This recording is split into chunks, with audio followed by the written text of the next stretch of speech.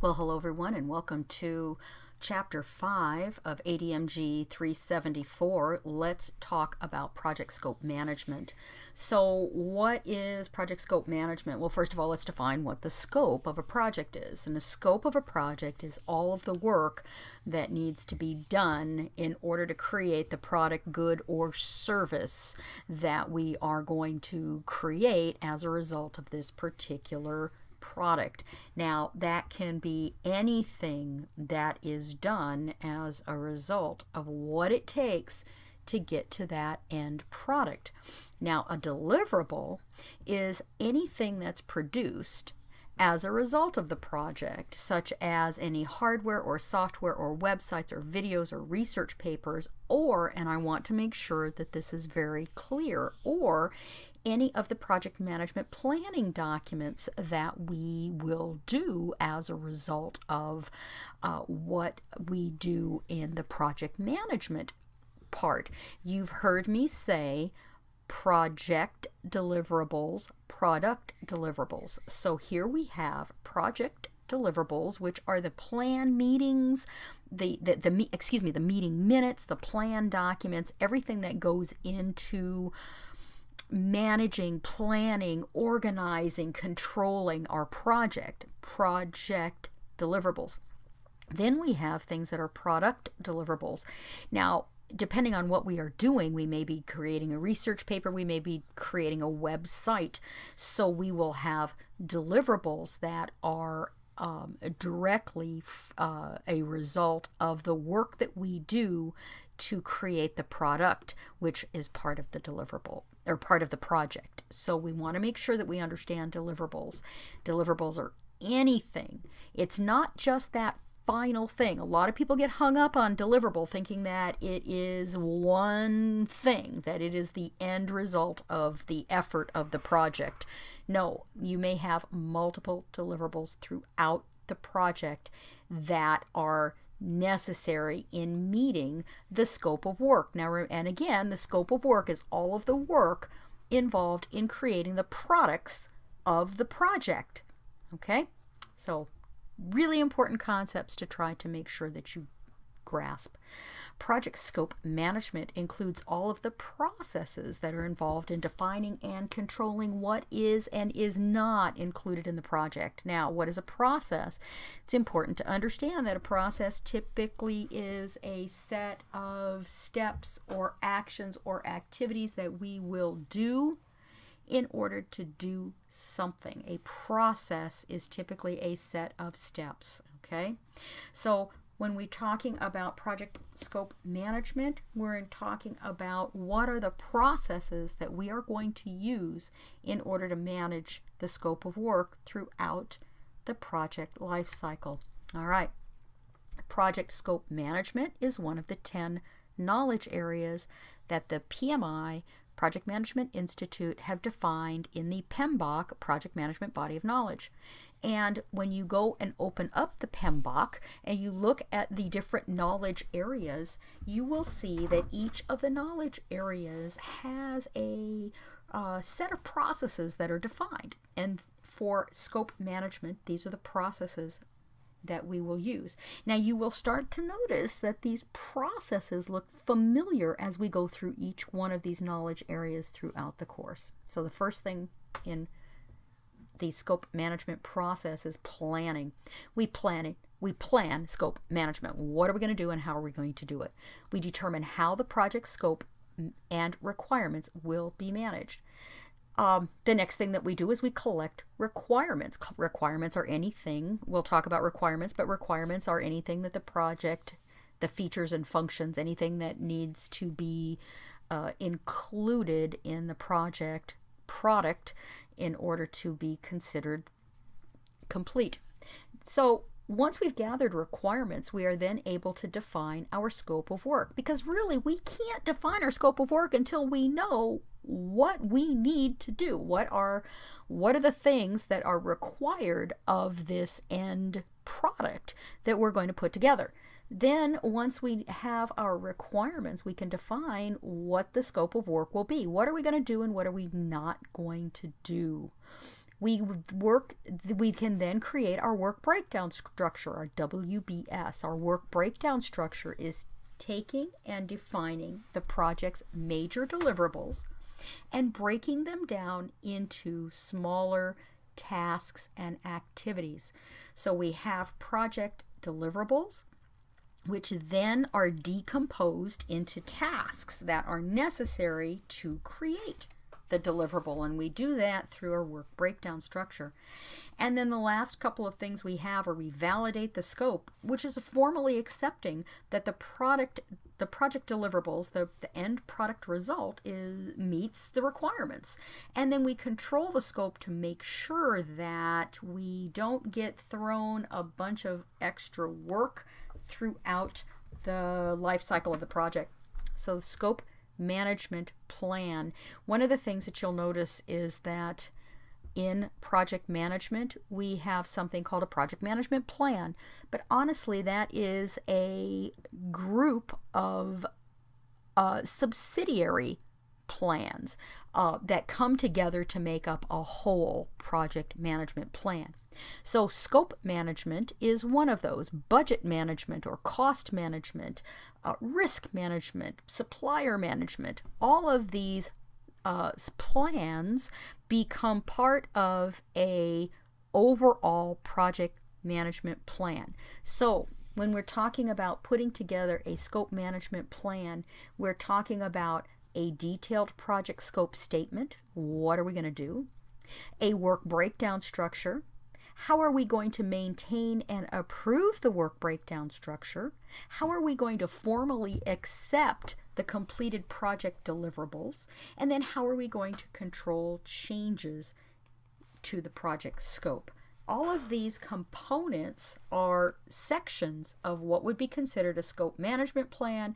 And again, the scope management plan is a subsidiary part of the project management plan. Hopefully you're starting to see how some of these knowledge areas come together to form an overall project management strategy. And again, if you remember correctly, we were talking about how important it is that a project manager is able to think integrated project management, being able to look from high above down onto the project and see across all areas. Well, scope management is one of those areas. Requirements management plan.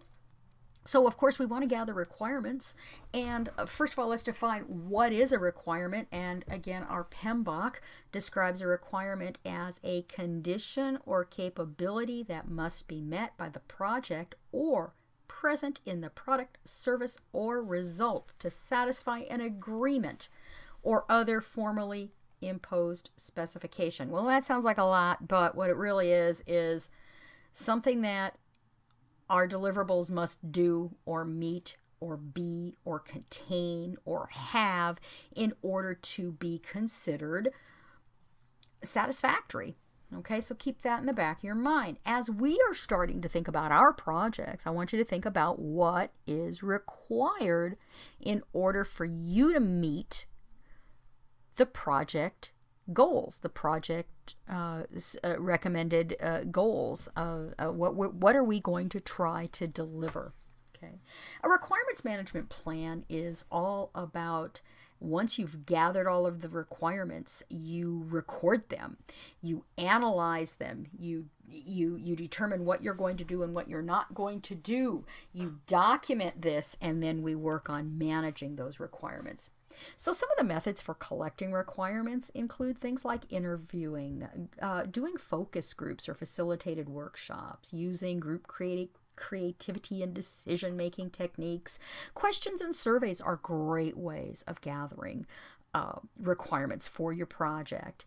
Observation. One of my favorites is observation.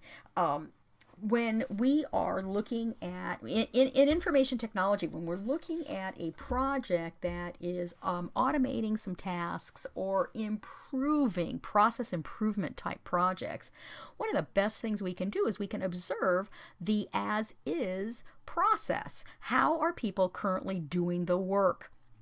Once we know how they are currently doing the work, we can then look for ways that we can make it better. But we need to observe. We need to sit back quietly and watch them actually do the work. Prototyping and benchmarking are some other ways. There are, again, a number of ways that we gather requirements. Once we've gathered the requirements, we typically put them in a requirements traceability matrix. We determine which requirements are actually going to be included in our end result, and then we record them. Now keep in mind that some projects can have thousands of requirements. Some projects can have a very few number of requirements. So you can imagine that in a project where there are even a couple hundred requirements, you need to capture. You need a method for tracking and tracing whether what the requirement is, what its status, how was it incorporated into the project, was it successfully validated and determined to be good. So let me look at this with you. You notice that in the first thing you see is a requirement number. Again, in larger projects, it's not uncommon to number the requirement and to give it a name. Again, in larger projects, categorizing requirements is very important. In some larger projects, you may have multiple people on your project team that manage the requirements, and you may have divided up who manages what based on subject management or subject expertise.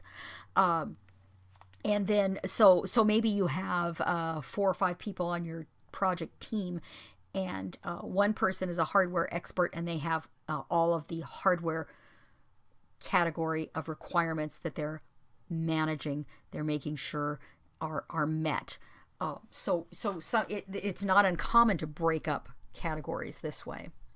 You want to know where it came from. What is the source of the requirement? Who gave you the requirement? Where did it come from? That could be a person, that could be somehow you got this requirement. Where did you get it from? And why is it important? And then a status. Is it complete? Is it in process? And notice that under here where it says complete, it tells you exactly how it was completed. The laptops were ordered, met minimum requirements by having 4 gig of memory. Now, I think there are 2 components missing from this.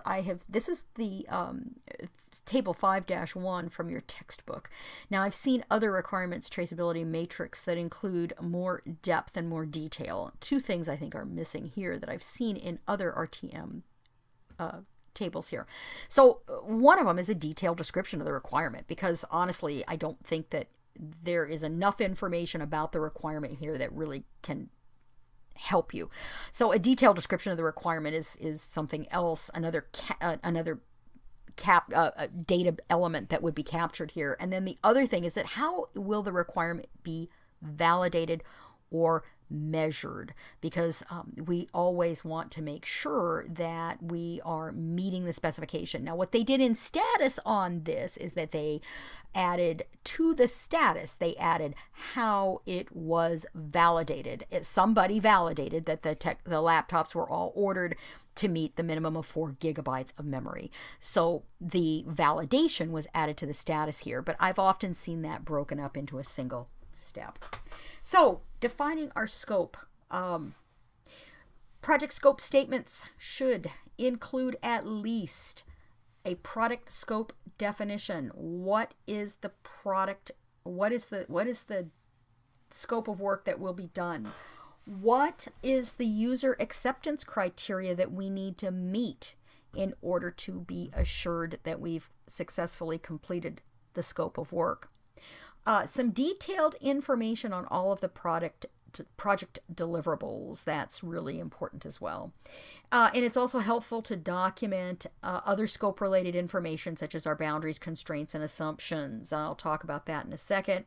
The project scope statement should also reference supporting documents whenever necessary. So one of the things that we do in project management is we do something called progressive elaboration, because as we begin in the project initiation, we don't always have a terribly clear picture of what we're going to do. So sometimes our project scope of work is not as detailed or as in depth. But yet, as we go along, as we progress through the project, we elaborate more, we uncover more of our scope of work. It becomes more clear and more specific. So you will hear the term progressive elaboration used in project management, and that really means that we start off with a project idea that's kind of squishy, kind of jello-y, but as we go along, as we gain more knowledge through requirements, through analysis, through pulling it all together, we elaborate. It becomes more firm in exactly what we're going to do in terms of our project scope. Okay, boundaries are what everything inside the boundaries are the things we're going to do. Everything outside of the project boundaries are things we deliberately will not do. So boundaries are what we will do and what we will not do. Constraints mean what are tying our hands behind our back in terms of what we can and can't do. Now, for your projects, this is a piece of cake. I've got some constraints for you, for your projects, that you can look at right away. And hopefully that helps you understand what a constraint is. Well, first constraint is you have zero budget. Your second constraint is you have 10 weeks to produce your produce your project. So right off the bat, you have two very serious constraints. You have no money, and so you have a cost and a time constraint on your projects. Now, assumptions are, we assume as we are executing that we will be able to get maybe enough survey results, that we'll be able to get certain information that we need. Now that should be specific to your project, but assumptions are that you are moving forward based on your ability to get certain information along the way. All right, so that ends part 1. Move on to the second video, part 2, and we'll start talking more about the work breakdown structure. I will see you